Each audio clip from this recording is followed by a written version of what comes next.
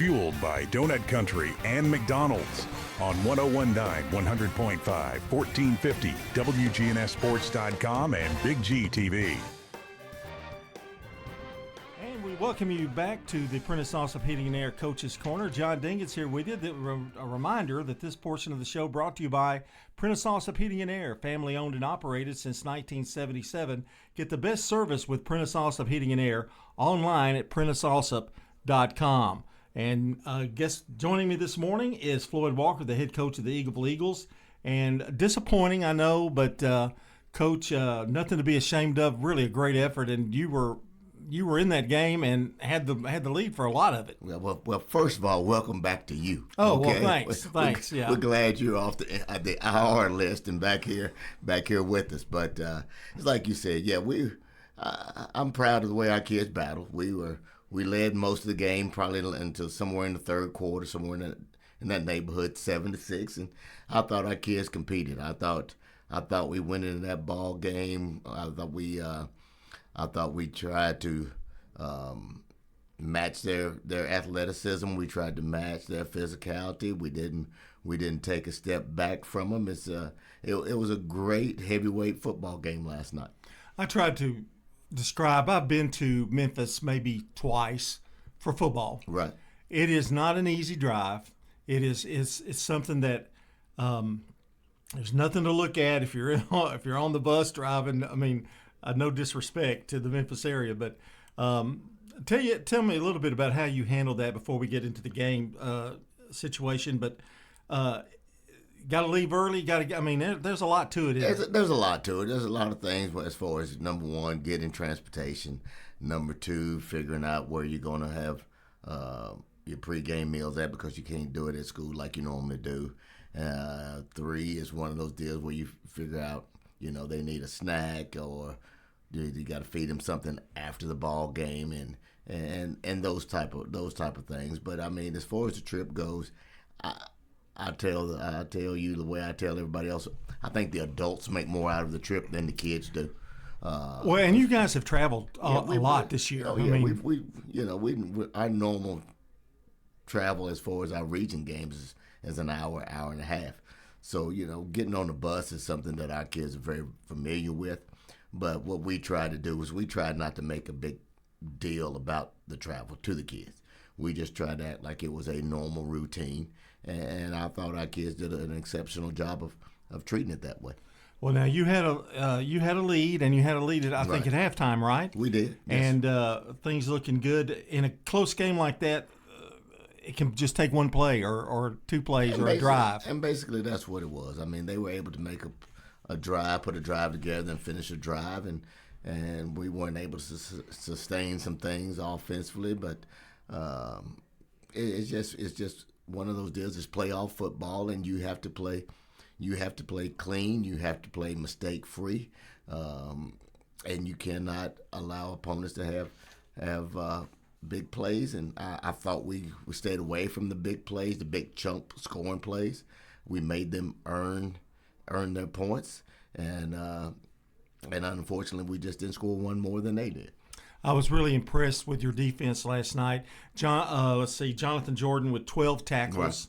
Right. Of course, that's kind of par for the course for him, isn't it? Oh, hey, I tell you, when you talk about Jonathan and our defense, and you talk about him and Grant Cooper, you look at two kids that been in the program since their freshman year, never really were on the radar for the past 3 years, but all of a sudden, due to graduations, they have to step in, and they have to produce, and it tells you a lot about perseverance when you have some kids that just stay around, and then all of a sudden, here they are. They're on the big stage, and they're able to blossom. And it was just really fun to sit back and watch those two kids play and just have a ball playing this year.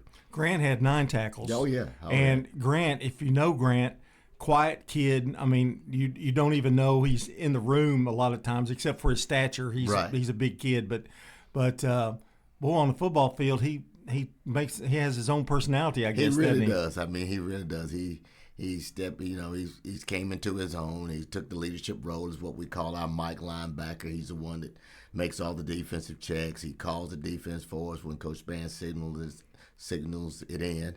And I thought he did a phenomenal job of just leading our defense this fall. They've kind of done it all year, and you just mentioned it. Yeah. I mean, Grant and Jonathan. I mean, they've kind of been the spearheads of the defense. And wow, boy, that dragon's we'll breath is how intimidating. we're going to replace them here in a minute, but I ain't gonna worry about that today. How do you plan to that's what dodge I it this thought. time? Don't hold back on your 11 strategy. carries for Jordan with 100 yards as well. I thought Jonathan did a great job of running the football last night. I thought Thomas Solomon did a great job of running the football last night. I thought they ran hard. It was running the football and finding yardage was very difficult last night based off of Middle College's defensive front. I thought their defensive front was big, athletic, physical. But I thought our kids did a super job as far as finding space, taking the 3 yards, taking what they're giving them, and I thought our offensive line really battled up front. It was kind of like a little smash mouth football game, like in the old days, when we used to have those 14-7 scores and that kind of thing. It was pretty much that way because they wanted to run the ball, we wanted to run the ball. Both teams wanted to control the clock, and it was one of those deals you're talking about 3 downs and a cloud of dust. It was that kind of throwback type of game last night. A lot of teams have gone away from running the football, and a lot of times I know some of their high school teams are just not equipped to run it. But really, you believe in that philosophy. That's the thing, and I think that will always be. And you even see in the NFL now where they're going back to the run, right. And you know how running backs have been kind of like don't pay them very much because well, I see signs that's kind of a resurgence because running the football opens up the passing. Running the football opens up the passing game, but what it does, it takes pressure off your defense. Mm-hmm. If you can run the football, you can control the clock, and then you can finish drives, then what ends up happening is when time isn't on your side, it forces you to make a decision. Do you want to continue trying to be a running football team, or do you want to, try to play catch up? So that's what you try to do. You want, or just put it this way: if you got the ball and you're scoring points and they don't, your chances of winning go up. You scored rather early in the ball game, got up 7-0. At that time, did you think it was going to? Did you kind of have a feel of what kind of game this was going to be? I did. Yeah. I thought it was going to be a field position game. I thought it was going to be a deal to where if you could hit a couple of big plays and get up, that you'd have an opportunity to maybe come out with a win. But granted, you give them credit. You take your hat off to their kids and their coaching staff. I mean, they did a super job, and they made some adjustments defensively. We didn't really make an adjustment and capitalize on some stuff, but it's just one of those deals to where it just wasn't your night. Kason Puffer, 2 catches for 54 yards, 1 TD. And, of course, your quarterback, Fox, is what, a sophomore? He's a sophomore, yes. I know you don't want to talk about next year, but that's going to give you kind of a good feeling that you've got that experience coming back for 2 more years. Oh, it does. It does. Because when you know who your quarterback is, that kind of solidifies that position right there. It kind of tells you, where you can start offensively, and then where you can kind of ascend to moving forward. We'll take a deep dive into what we did this year offensively, what we like, what we don't like, what we need to do. Then we'll start looking at the pieces about who's around him, as far as, because you got to replace Jonathan Jordan, you got to replace Thomas Solomon, so you got to look at see who your running backs are, and the main thing we got to think about is the offensive line, because 4 of those 5 guys were seniors and played in a lot of football games. And so, is there any way that I know a coach is always loving it when the offensive line is the same age as the backfield, and it hardly ever works that way, though, does it? No, it doesn't. It Yeah. doesn't. Because that's the adage is every football team is different from year to year. And it's because of graduation, it's because of injuries, it's because maybe some kids don't play. But it is. Every year is going to be different. You're not going to be the same year in and year out. And what you got to figure out is, as you go through the off season, as you go through spring and into the fall, is what kind of personnel do you have, and what can you do with that personnel, and what can they do? That's the main thing. The main thing is what is going to give these kids an opportunity to be successful, and that's what I think our secret has been over the years. We try to do what our kids can do, and what they can do at a high level. Oh, it must be a good strategy, because every year you seem to come up with new faces, new people. A lot of that is your coaching. You've got some great coaches, been with you a long time, and the offensive line. That's something, I guess, too, Floyd, that you can it takes a little while to develop, but a lot of it is what their mindset, what the kids want to do, how they want to increase themselves physically. But your coach has a lot to do with that as well. That's the big thing. Yeah, we have to be smart enough to understand what our personnel is. Okay, because at the end of the day, I tell people all the time, it's not what a coach knows. All right, coaches got all the answers anyway, so they think. But it's what can this kid do? Okay, what can this kid handle? All right, and what can this kid handle and do at an extremely high level? Because if you want those kids to play free, you want to be able to take thinking out of it and free their mind up, so when they know this is called, whether it's offense or whether it's defense, they know exactly what they should do, and they can play fast. And that's what we always try to get accomplished at our place. We're talking to Floyd Walker, the head coach of the Eagleville Eagles, in a tough loss last night to Memphis. I saw middle college. I'm trying to figure out what middle college means, but I guess that's like a junior high of well, I tell you high what, school. We talked to people about that yesterday down in Memphis, and what they're saying is basically what this school is. It's an accelerated academic program. There's an interview process for students to get enrolled in this. They have to write a 10-page essay. Oh, wow. They have to do a 4-person interview. And then it's something like an entrance exam that they also have to take. So these are pretty high-quality kids that they're getting. Oh, yeah. And then what they told us is the reason why they named it middle college is because of their curriculum. Most of them are graduating, but they're also been able to take college courses their senior year. Oh, got you. Okay. I wondered about that. Looking back and on this year, because it's been a great year, right? And we got the privileges of seeing you, fortunately, one time this year. Looking back at this past year, I know there's been some highs and lows, but gosh, what are the memories you take of this group, particularly, especially the senior class? I mean, we talked about it last night. It's one of those deals to where you're gonna miss the laughs with this senior group. You talking about people like, and there's some kids the seniors that you don't ever hear their name called. One kid is a kid named Parker Futrell. Parker Futrell is a senior, was with us for 4 years, and it's like we had and I talked last night. I know you didn't get to play as much as you would like. Okay, God just didn't bless him with all that ability, but what he's done is he stayed the course, and he shows up every day. He gives us 100%. All of his teammates think the world of him. He's got all of their respect, and it's the thing that you told him, that I told him last night. Man, I just hope that we helped you be a better man. And and those are the things that you're going to miss. Is just the conversations that you have with these kids. Is that the greatest thrill you get, really? I mean, I know the wins and losses, but you're going to have those. Oh, absolutely. Absolutely, because I told Crimson Armstrong. Crimson Armstrong came in as a freshman, walked into the weight room in the summertime, scared to death, stood behind his mama. Okay? Wasn't real sure this is what he wanted to do.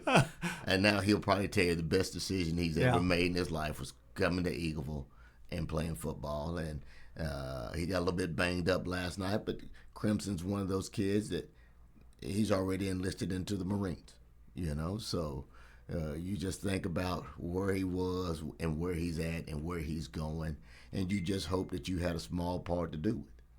It's just amazing the change in them from the time you get them as a freshman to a senior, and gosh, you get to spend all that time with them. And to be honest with you, you're with them a lot. We are, and that's the great part about being at a place like Eagleville is we're with them a lot, whether it's in a classroom, in the lunchroom, or at practice. And with the numbers that you have, you're able to spend time individually and get to know each one of them.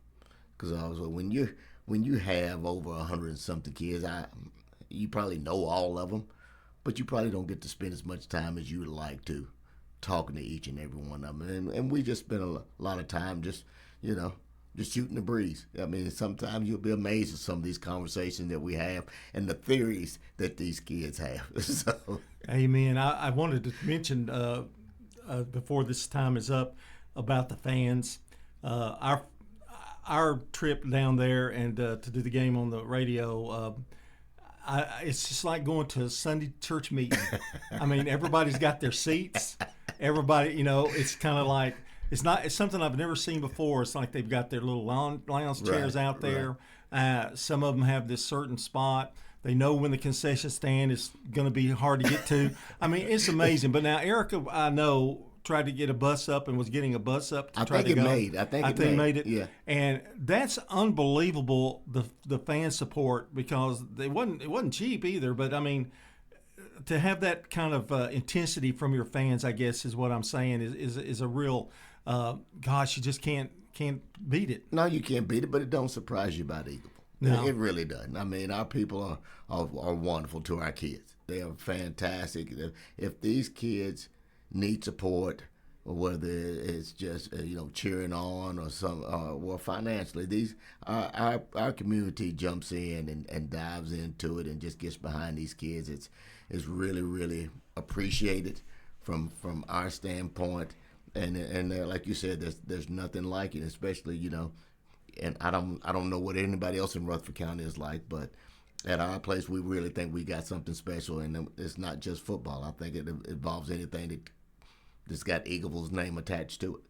Well, I do know I sat out in the stands for a few minutes before the game started, which was making Brian very irritated. But just seeing a lot of people, know, and you're a legend though. So I'm not about it. But Bobby was out there, and we sat and talked for a while, and boy, it's just a good feeling, and it's amazing, the crowd.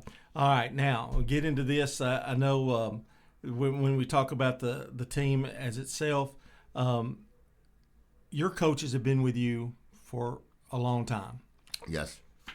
What's the key? What is the key? Why are they still there? Because I know some of them can probably get offers, because you've got some really good coaches. We really do have a good coaching staff. And, I mean, I think it's the overall community. Two, I think it's the kids that we have in our program. It's still one of those deals where values are important. Yes or no, sir, it's still valued in our program. Wearing hats in building or not wearing hats in building is still appreciated in our program. It's the little things, isn't it? It is, and that's one of those deals to where you can coach kids to try to help them be better people. And I think that's a big part of it, because you can hold kids accountable. Our parents are on board with it. If their child's not doing what they're supposed to do, whether it's in the classroom, in the lunchroom, or whatever it is, I mean, you can talk to them, you can tell them what's going on, and they'll appreciate you trying to help guide their kids. So I think that's the big thing that keeps everybody at Eagle. It's kind of like a 1960s, when I went to school kind of thing. It's remarkable. I'm going to let you go here, but I did want to mention, when am I going to see the coach, the head coach with the little white hat on and, out there? When does that start? What's next? I mean, what do you do? Weight room is next. I mean, I always get a thrill driving through there, and I see the man with a little white hat on. I know we're doing football. Well, next thing we're gonna do is we're gonna give them some time off. We got pretty banged up the last couple of weeks, and we got pretty banged up again last night, and so these kids need some time away, and they need to get healed up. Some of them have weightlifting classes, so we'll lift a little weights during classes, but we got Thanksgiving coming up, and I think in 2 weeks. Then we'll start and getting ready for Christmas break and exams and everything. So we'll probably just let them get rested up, and we'll probably start back up after Christmas in January. Weight room, I guess, too. Well, we may have to crank up a little bit earlier since we're gonna be so young, offensive line and defensive line. Another challenge. It's another challenge every year, though. It is, but it'll be a fun ride. Yes, sir. It'll be a fun ride. Floyd, always a pleasure talking to you. I'm glad I was able to end up the year with you guys and be the last one you get to talk to. So well, I appreciate that, man. We thank y'all so much, and we thank all the parents and all the seniors that's been in our program this year, and it's one of those deals where we'd like to tell them, hey, man, we're not saying bye. It's going to be one of those deals we just see you later. We got basketball season. I'll see you at some of the games. Yeah, you'll I'm see me sure. some of the games, Yeah.